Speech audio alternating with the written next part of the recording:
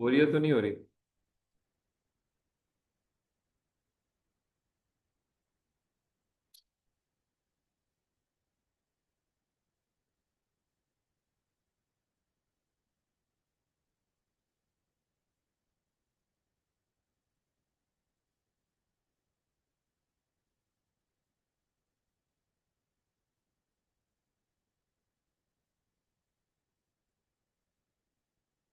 ठीक है जी। So post reference revision जो है वो आपने करनी होती है पॉइंट बाय पॉइंट। और इसमें एक इंपॉर्टेंट चीज और भी जो ख्याल करनी है वो ये है कि जब आप रिस्पॉन्ड करें तो रिस्पॉन्ड करने के लिए भी एक हम्बल तरीके से जवाब दिया जाता है।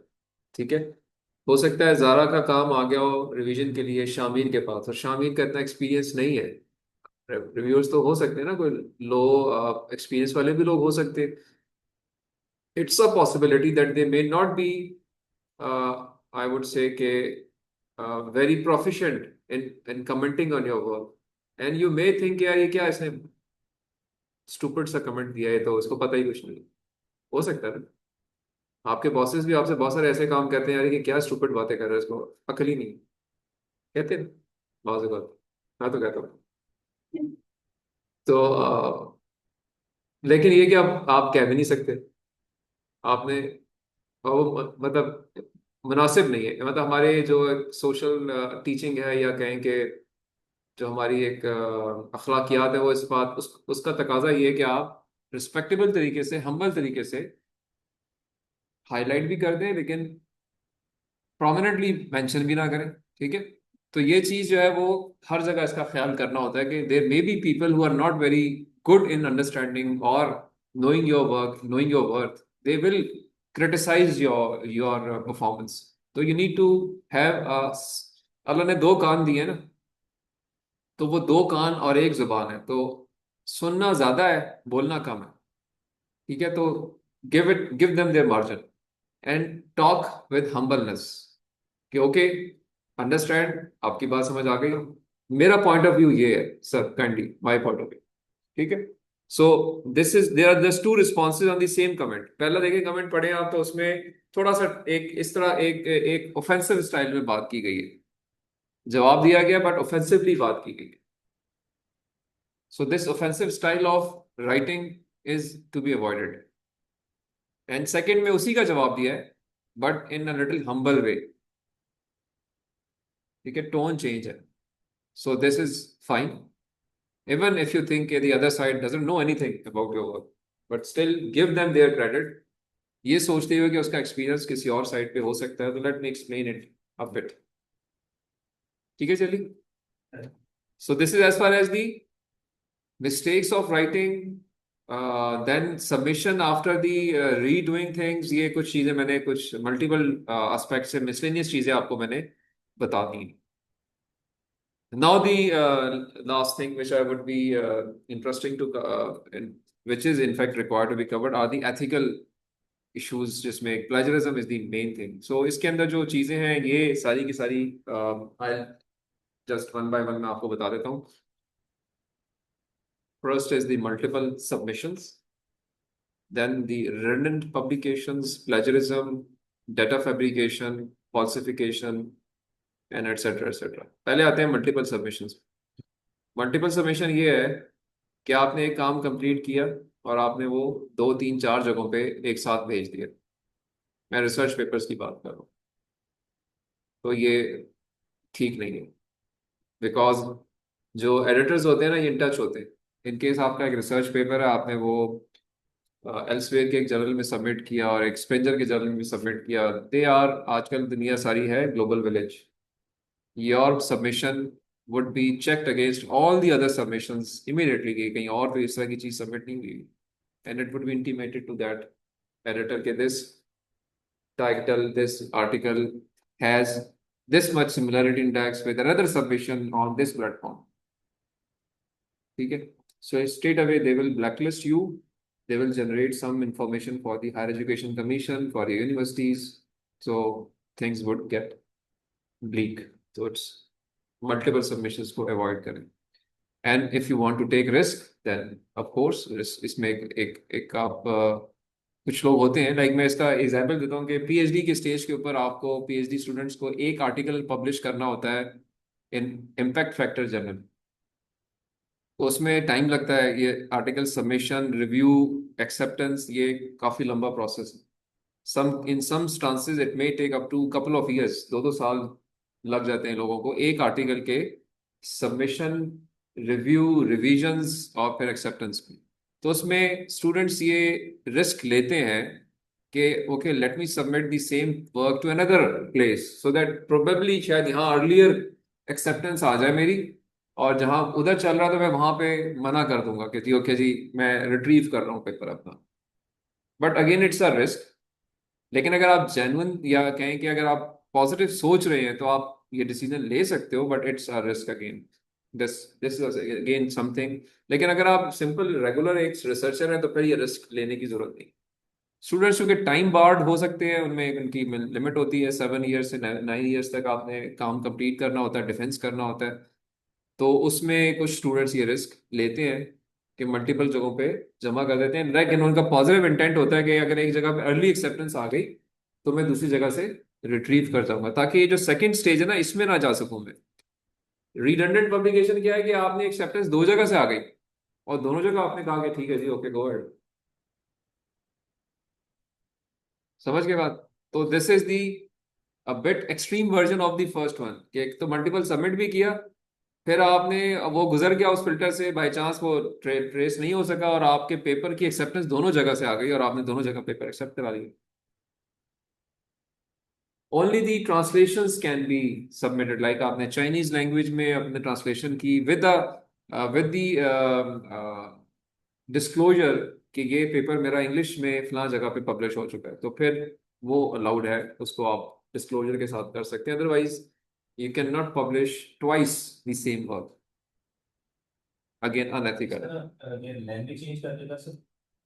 मैंने यही कहा कि थोड़ी देर पहले। उसमें मैंने कहा है लैंग्वेज कि ही।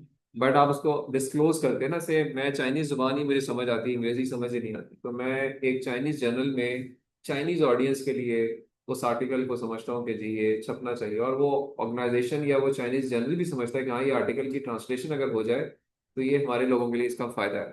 तो आप डिस्क्लोज करेंगे, स्टार डाल के लिखेंगे कि दी ओरिजिनल। और आपने ये देखे भी होंगे बहुत सारे इस तरह की चीजें, आपने बाज़ अख़बार अखबार में पढ़ेंगे कि ओरिजिनली ये आर्टिकल फलां जगह पे पब्लिश हुआ था इस जुबान के अंदर, तो हम इसका तर्जुमा यहाँ पे कर रहे हैं उर्दू में, देखा होगा आप। That is allowed with disclosure. ठीक है। डिस्क्लोज नहीं करेंगे तो फिर इट मीन्स मेलाफाइड इंटेंशन। ठीक है। So this is the second. अच्छा, थर्ड टाइप अगेन जो जिसपे हमें फोकस भी करना है वो है कि जिसको हम नाम देते हैं प्लेजरिज्म। प्लेजरिज्म जो है वो, अगर हम जनरल स्टैटिस्टिक्स देखें ना दुनिया की, तो मास्टर्स प्रोग्राम में अगर मैं आपको चार ऑप्शंस दूं कि कितने लोग चीटिंग करते हैं यूजिंग द प्लेजराइज्ड कंटेंट, तो क्या गेस वर्क है आपका?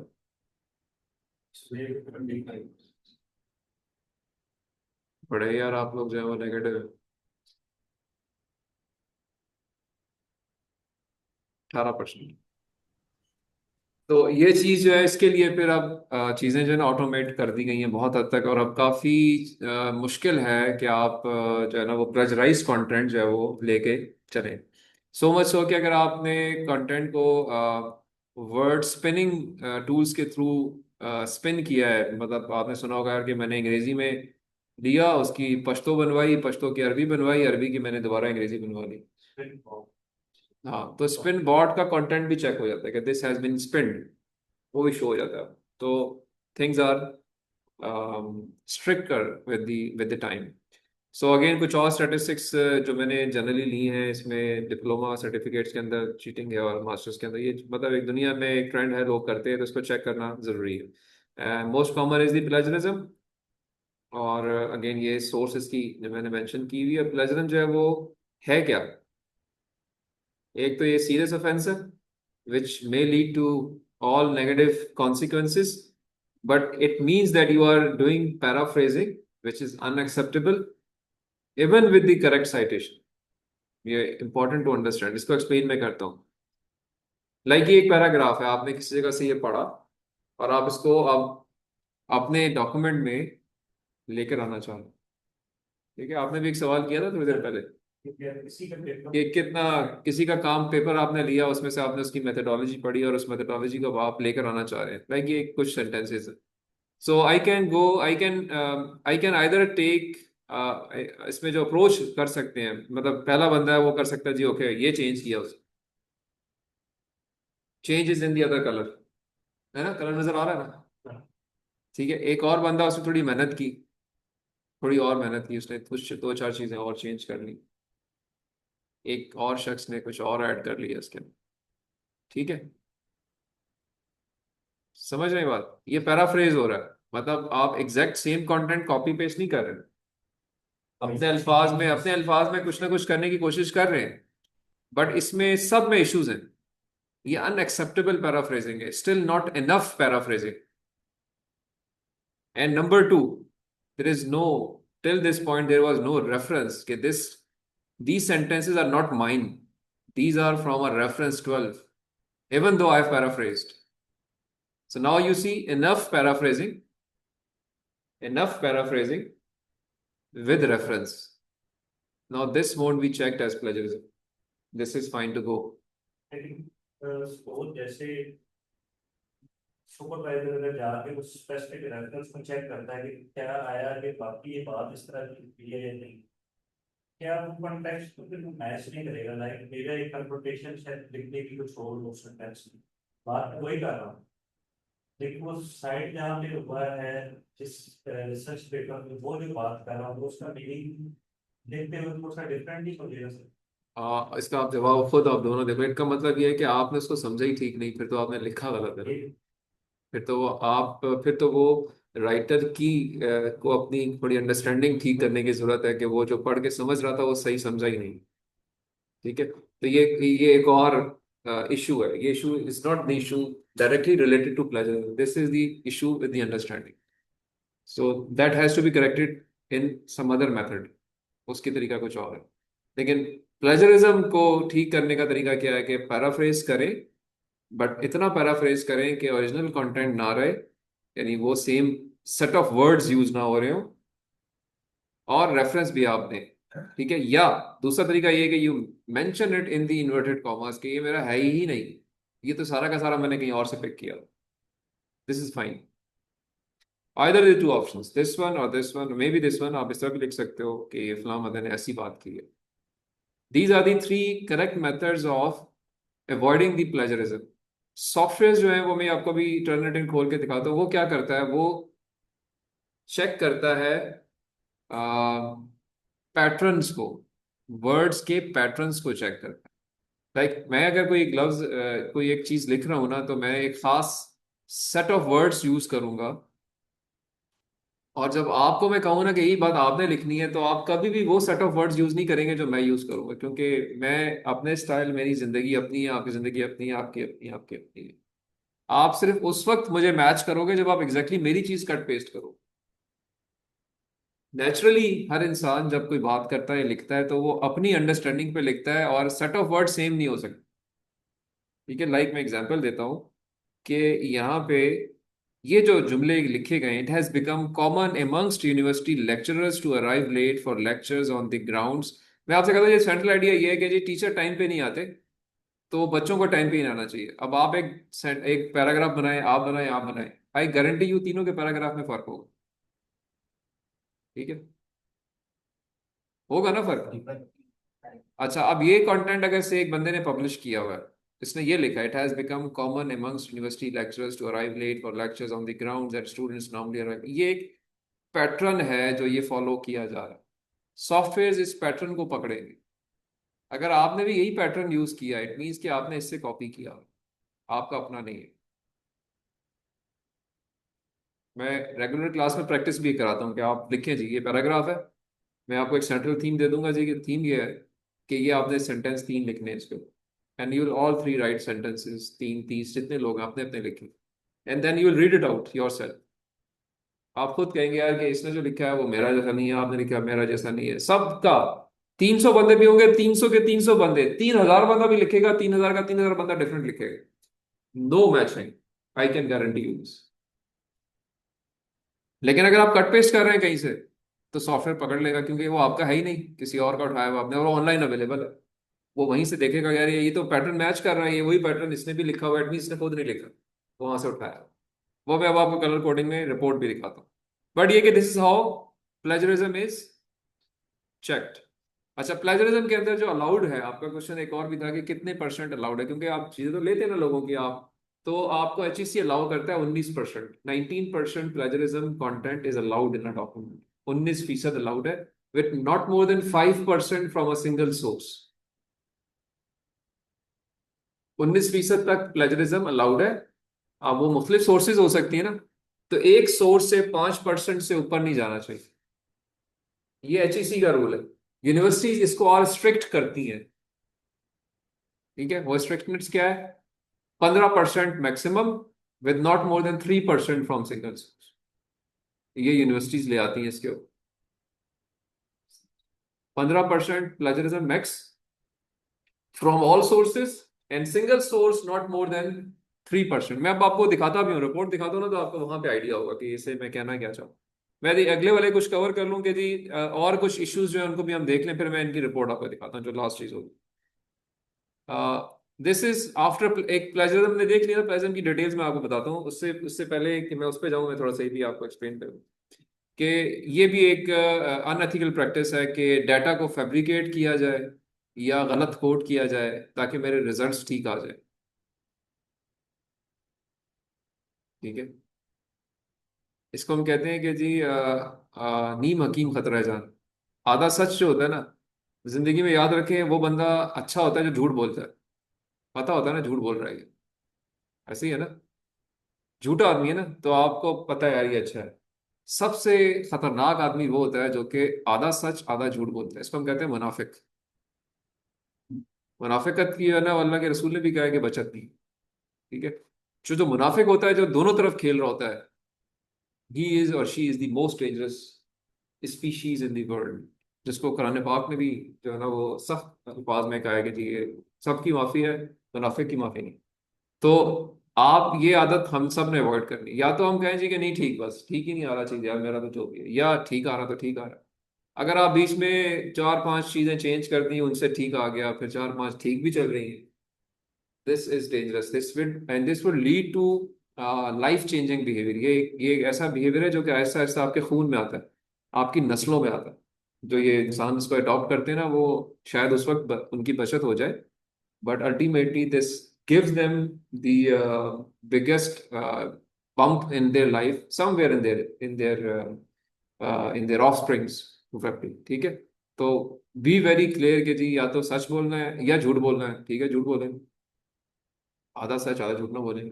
पता चल जाता है, झूठ पे लोगों को पता चलता है ये झूठा आदमी है, गो हैड। ठीक है जी। तो बहरहाल दिस इज मैं जो कहना चाह रहा हूँ, आई होप यू मेड में उनको दैट वर्ड्स आपको समझ कुछ ना कुछ आ गई। फिर सेकंड एक लास्ट चीज है कि अनएथिकल रिसर्च, ऑल्दो हमारे मास्टर्स जो रेगुलर मास्टर्स हैं उसमें ये काम नहीं होता कि आप कोई जानवर मार रहे हैं या कोई इंसानों को नुकसान पहुंचा रहे हैं या इन्वेसिव कोई टेस्ट कर रहे हैं, ऐसी रिसर्च मास्टर्स के अंदर स्पेशली कंप्यूटिंग में तो बिल्कुल भी नहीं है। बट ये कि ये अनएथिकल रिसर्च में काउंट होती है। इसमें एक डिक्लेरेशन हेलसिंकी की है और वो आज तक फॉलो होती है कि अगर आप कभी कोई भी ऐसे सब्जेक्ट्स को रिसर्च कर रहे हैं जिसमें आपको उनकी इन्वेसिव टेस्टिंग करनी है, तो आपको एथिकल अप्रूवल लेना पड़ता है फ्रॉम अ यूनिवर्सिटी बोर्ड। ठीक है, उसके लिए एक एथिकल रिसर्च कमेटी होती है। बाज़ औक़ात मेडिकल साइंसेज के ऐसे कुछ रिसर्च एरियाज होते हैं जिनमें कोई डाटा कलेक्शन करनी होती है पेशेंट्स के साथ बैठ के, तो आप पेशेंट्स का अप्रूवल भी लेते हैं, वो एक अलग डॉक्यूमेंट है। हर पेशेंट आपको ओके करता है कि I am okay to give you this data, number one.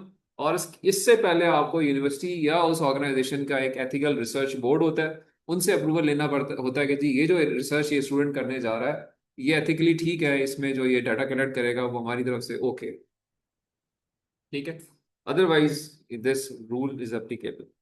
And the last thing is कि अगर आपने काम किया और उसमें आपने देखते हैं कि जी अली ने कहा यार कि शामिर मैं आपको अपने रिसर्च पेपर में आपका नाम डाल लेता हूँ, शामिर कहा जी मैं तुझे अपने रिसर्च पेपर में डाल लूंगा, ना आपने इसको कुछ काम करके दिया ना इसने आपको कुछ काम करके दिया, this is unethical. So if you are working together in a group then there should be some work by each one of you to include in the authors list, especially once you are publishing research papers. ठीक है? So ये उस perspective से, that is all as far as the unethical works are concerned. अब मैं आपको सिर्फ जो टर्निट इन की एक रिपोर्ट दिखा देता हूँ और ये भी शो कर देता हूँ कि उसमें एआई कंटेंट या वर्ड स्पिनिंग जो है वो कैसे चेक हो सकती है। ठीक है, ताकि आपको आइडिया हो।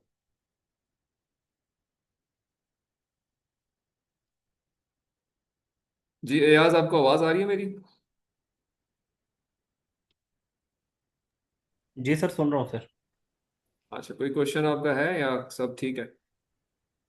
नहीं नहीं सर, सब ठीक है सर। बस सर, वो प्लेजरिज्म में एक चीज़ है, वो मैंने कहा था लेक्चर के एंड पे, जो मैंने एक बार फेस की थी, वो सिर्फ हाँ नहीं, वो शेयर मैं करनी थी आपको सर। बिल्कुल मैं प्लेजरिज्म पे ही जा रहा हूँ। और let me share the sir screen again. Just logged in to the Turnitin software. और मैं ये भी शेयर करता हूँ आपसे।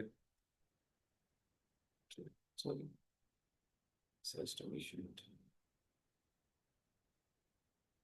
अभी आपका स्क्रीन विजिबल है जी ऑनलाइन? नहीं सर, अभी आ गई है सर, बस ठीक, विजिबल है। दिस इज द टर्निट इन का ये फ्रंट एंड कह लें, या जो चीज़ नज़र आ रही होती है आपको। और इसमें मैं अभी आपको, हम कोई एक डॉक्यूमेंट अपलोड भी कर सकते हैं। If anybody out of you want to share any document for its checking, I can upload that document straight away. और या अदरवाइज जो एक अपलोडेड है उसको देख लेते हैं। याद आप कोई डॉक्यूमेंट भेज के चेक करना चाहते हैं तो आप मुझे भेजें, हम उनको अपलोड कर लेते हैं। और आप में से कोई अगर करना चाहता है जी, एनीवन?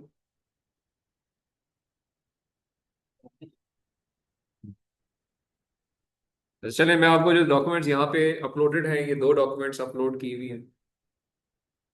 ठीक है जी। और दो स्टूडेंट्स की डॉक्यूमेंट्स हैं, एक में सिमिलैरिटी 4% आ रही है, एक में 62% सिमिलैरिटी आ रही है।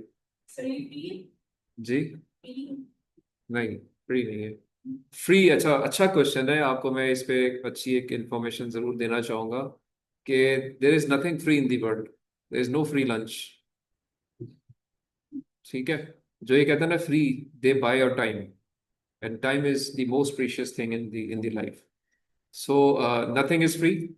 और स्पेशली प्लेजरिज्म के लिए never use a free software, because they will upload your entire document in the repository and it would be shown as plagiarized for the next checking whenever it is done. Right? और this has been faced by many students, so much so कि मेरा अपना एक colleague जो है उसने अपना PhD thesis दोबारा लिखा, because he used a free software to check the plagiarism. Once the, और अपने एंड पे उसने चेक कर लिया, once it was given to university, university ने जब चेक किया तो it was showing 100% plagiarism with some source. That source was not identifiable, was his own own work, but because freewares के अपने इश्यूज होते हैं, it was to be written again. समझ गए बात? Always ask the concern person जिसके पास registered हो वर्जन, वो उसको दे, क्योंकि इसमें ये डॉक्यूमेंट अपलोड नहीं होते, ये रिपोजिटरी में नहीं आएंगे। They will just check your results and आप उसको दोबारा ठीक करके फिर चेक करें, कर सकते हैं। सेकेंडली, प्लेजर हमेशा एक दफ़ा चेक होता है, ये भी याद रखिएगा। ये नहीं कि आपको दिया कि आपने चेक किया और फिर दोबारा क्या जी फिर चेक करो, फिर चेक करो, 4 दफ़ा नहीं। एक दफ़ा होता है, now is you know from it कि इसमें इश्यूज क्या हैं, and you correct it yourself. Do not ask it to check it again, nobody will check it again. Now it would be just the call of your supervisor कि जी इसने वाकई ठीक कर लिया और मैं एग्री करता हूँ कि ये अब ठीक होगा। सही है? ये भी चीज़ ध्यान में रखिएगा। तो से इसमें अगर मैं कोई एक डॉक्यूमेंट खोल लेता हूँ, so it will open the detailed document here. ये विजिबल है जी आपको? फयाज, नई डॉक्यूमेंट जो खुल रही है, सर नई डॉक्यूमेंट विजिबल हो गई है आपको? सर, एक मिनट देखता हूँ। जी सर। ओके जी, सो इट्स अ डॉक्यूमेंट सही है। और इसकी जो रेगुलर प्लेजरिज्म था वो 4% है। ये उसकी डिटेल रिपोर्ट है यहाँ पे। यानी ऑनलाइन सोर्सेज देखें 1%। मैं इसकी डिटेल रिपोर्ट खोल के भी दिखाता हूँ, बट ये कि ये इसमें परसेंटेज वाइज इसका regular plagiarism from the sources show हो रहा है। ठीक है। लेकिन साथ ही साथ इसका एक और प्लेजरिज्म कंटेंट भी शो हो रहा है, जो इंटरेस्टिंगली आपको नजर आएगा कि एआई कंटेंट जो 100% है। If I click it, it will open another document, और मैं इसकी जो रेगुलर प्लेजरिज्म वाली है उसको भी खोल लेता हूँ, which can be open from here. Text only report में खोल लेते हैं ताकि इसको थोड़ा सा शॉर्ट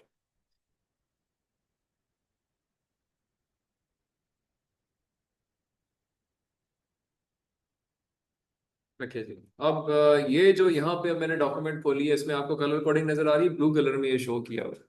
और it's showing me two content here के AI generated only and AI generated text that was AI paraphrased revised using AI paraphrase tool और word spinner. So it is telling me कि रेगुलर प्लेजरिज्म तो 4% है, जो यहाँ से नजर आएगा ये रेगुलर प्लेजरिज्म है। ये 4% सिमिलरिटी इंडेक्स है।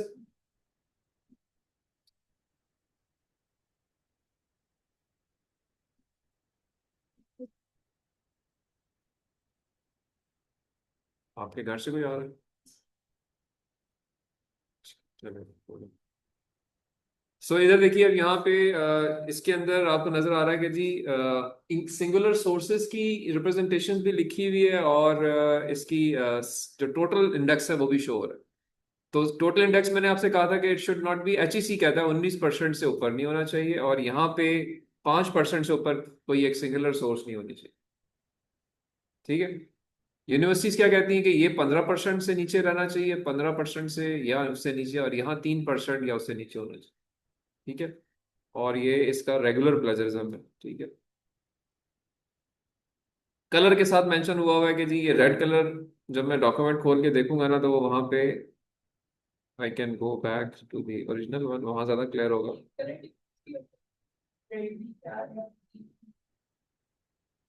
रेड में कलर के साथ रेफरेंस इस तरह आ रहा है कि जी ये कलर कोडिंग है ना, ये अगर इसमें मैं क्लिक करूंगा तो ये जहाँ पे ये कलर, ये इस जगह पे यहाँ से इसने उठाया कि जी ये जो चीज़ है ना ये कहीं और भी ऐसे ही गिवन है। नंबर 1 भी लिखा हुआ है। नंबर 1 रेफरेंस कौन सा है? वो ये रेफरेंस, ये वेब पेज है, तो इंटरनेट सोर्स है, इसकी डिटेल भी खोली जा सकती है और वो वहां से मिल जाएगी आप। ठीक है। और ये कलर कोड के साथ बताया हुआ। और जब मैं वापस जाता हूँ दूसरे को चेक करता हूँ तो ये सेकंड वाला कलर कोड अलग है, थर्ड वाला कलर कोड अलग है। ठीक है। नंबर लिखा हुआ आ रहा है ना ऊपर, ये चीजें एज इट इज किसी एक तीसरी सोर्स से उठाई हुई है, कलर कोड के साथ आपको पता चल रहा है। और ये तो हो गया ना रेगुलर प्लेजरिज्म में। अब यहाँ पे कदरे कम है, बट ये कि जो अलार्मिंग चीज है वो क्या है कि जी सारा का सारा लिखा ही ये चैट जीपीटी की मदद से या किसी भी और यूज किया हुआ है। अगर इसने वर्ड स्पिनिंग भी की होती तो वो भी शो हो जाती अलग कलर कोड के अंदर कि जी इसमें से इतने परसेंट वर्ड स्पिनिंग हुई हुई है, बाकी मतलब वो मेहनत भी नहीं की हुई, वो मेहनत भी की होती तो वो भी चेक हो जाती। ठीक है। सो इसी तरीके से अगर मैं दूसरे को खोल लेता हूँ 62% वाले को, तो उसका रेगुलर प्लेजरिज्म जो है 62% है।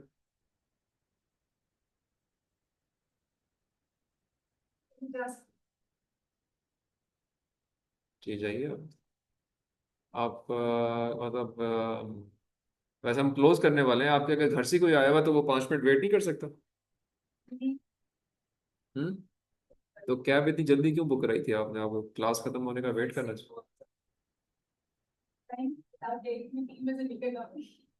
चलो ठीक है, आप जाइए। अच्छा जी, यहाँ पे अगर इसको मैं इसकी डॉक्यूमेंट, अब मैं यहाँ पे इसकी रिपोर्ट को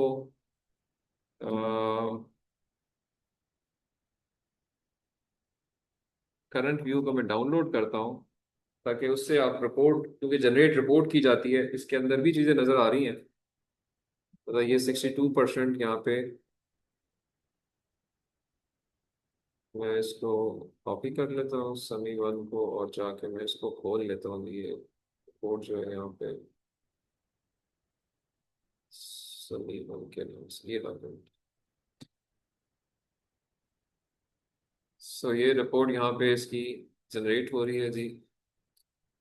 और ये इसका कुछ डिटेल्स हैं कि सबमिशन डेट, अच्छा ये विजिबल शायद अभी एक उधर ना हो, मैं इसको ज़रा इसमें भी शेयर कर लेता हूँ जहाँ पे हम बात कर रहे थे। Stop share and share the new one. So यहाँ पे डॉक्यूमेंट हमने ये खोली हुई है, तो इसे खोल लेते हैं।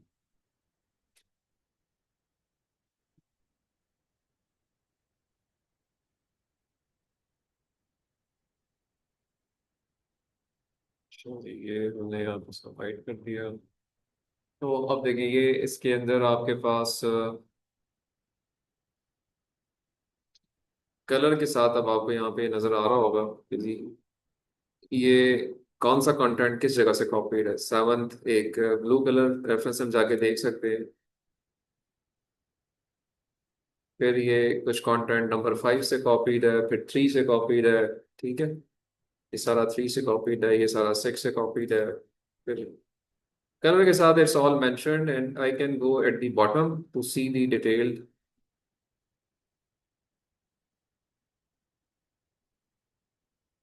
62% सिमिलैरिटी इंडेक्स है, जिसमें से अगेन डिस्ट्रीब्यूशन को शो हो रही है कि 62% इंटरनेट रिसोर्सेज हैं, 17% जो है वो पब्लिकेशंस हैं इसके अंदर से, जिसमें से 53% स्टूडेंट पेपर्स हैं।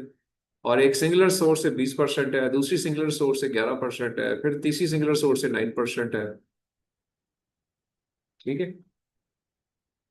सो ये इंडेक्स टोटल 15% से ऊपर नहीं जाना चाहिए, और ये टोटल 3% से ऊपर नहीं जाना चाहिए। सिंगुलर सोर्स में यही दिया था।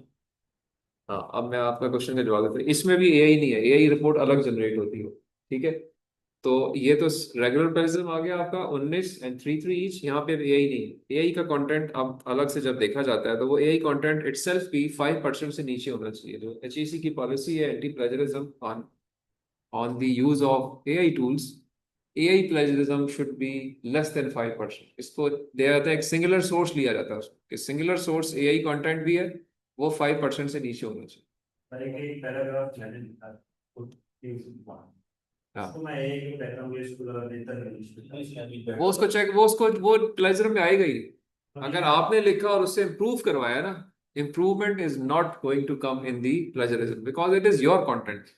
Yes, once you will ask it कि give me a paragraph like ये जो पिछला केस था यहाँ वाला, इस जगह पे जो बात हुई थी, ये वाला जो 100% कंटेंट शो हो रहा है यहाँ पे, सॉरी टू से, इस जगह पे, this one, not this one,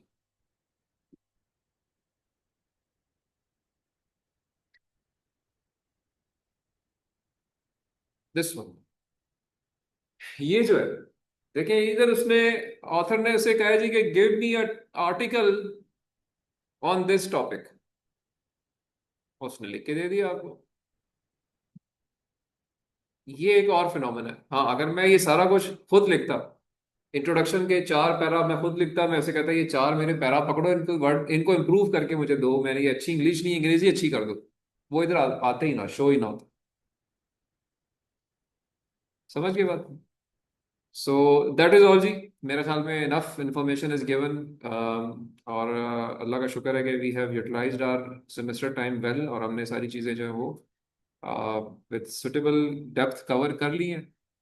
and I expect कि इसको आप अपनी रियल लाइफ में अप्लाई भी करेंगे, और ना सिर्फ अपनी एकेडमिक कैरियर में, बट के नॉन एकेडमिक कैरियर के अंदर भी ये सारी चीज़ें रियल लाइफ में यूजफुल हैं। अगर आपने मेरी बातें सुनी हैं, समझी हैं, तो आई थिंक आप उनको कहीं ना कहीं अप्लाई कर सकते हैं। आई बी हैप्पी है कि अगर आप नहीं इसको यूज़ करोगे और उसका आपको फायदा होगा। अच्छा। ठीक है। more educated after taking this course और काफी इंफॉर्मेटिव भी था, और हमारे लिए कुछ कुछ चीजें तो आप ये आप ये जी कुछ बड़ा है। मुझे उम्मीद है कि ऐसे ही होगा। तो बिल्कुल जी, आप अपना एफर्ट कीजिए आइंदा के लिए, और do well in remaining part, and of course in future as well, what ever are your future endeavours, plans, उनको इम्प्लीमेंट करें, और wish you best of luck. ठीक है जी। माजिद, अयाज, आपका कोई क्वेश्चन अगर है तो आप पूछ सकते हो। I think we have last 5 minutes of the recording left. नहीं नहीं सर, क्वेश्चन कुछ भी नहीं है, बस वो एक चीज़ शेयर करनी थी कि एकेडमिक मिसकंडक्ट सर एक बार मैंने फेस किया था अपने ही रिसर्च के ऊपर।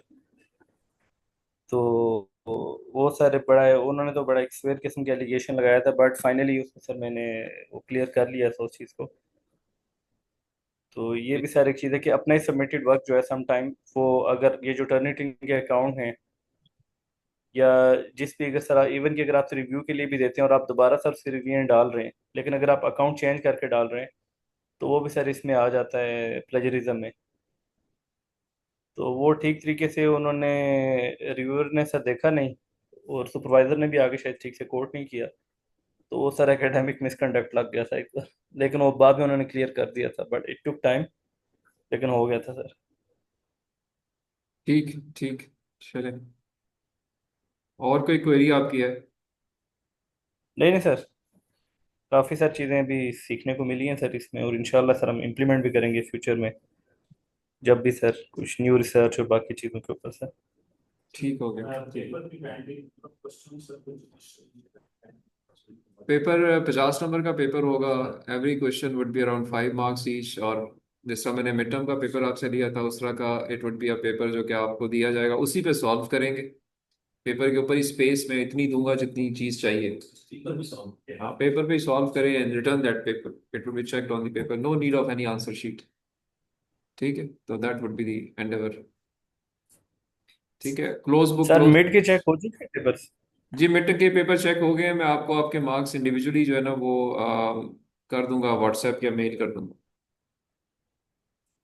सर सर ठीक। ये भी जो फाइनल टर्म है सर, अगर जो हम सर अपनी समरीज वगैरह लिख रहे हैं, नोट्स बना रहे हैं, इनको सर हम कैरी कर सकते हैं इसमें या नहीं सर? नोट्स अलाउड नहीं है एग्जाम में। Exam would be without notes, आप उनको पढ़ के आए बस, that is all. Sir understanding के क्वेश्चंस होंगे, डोंट वरी, आपको जरूरत नहीं पड़ेगी नोट्स की। नोट्स में ढूंढने में ज्यादा टाइम लग जाता है ना। Right sir. नहीं नहीं सर, हमने आपके लेक्चर सुन के तो हर चीज़ सर आपने नोट जो डाउन नोट्स की है। बनाए हैं उनको एक दफा स्क्रॉल कर लीजिएगा and then come to the exam. Right sir, right. ठीक है जी। So you should close the session जी। Thank you very much for your time and inshallah see you next time. Take care, Allah Hafiz। Thank you sir, thank you sir.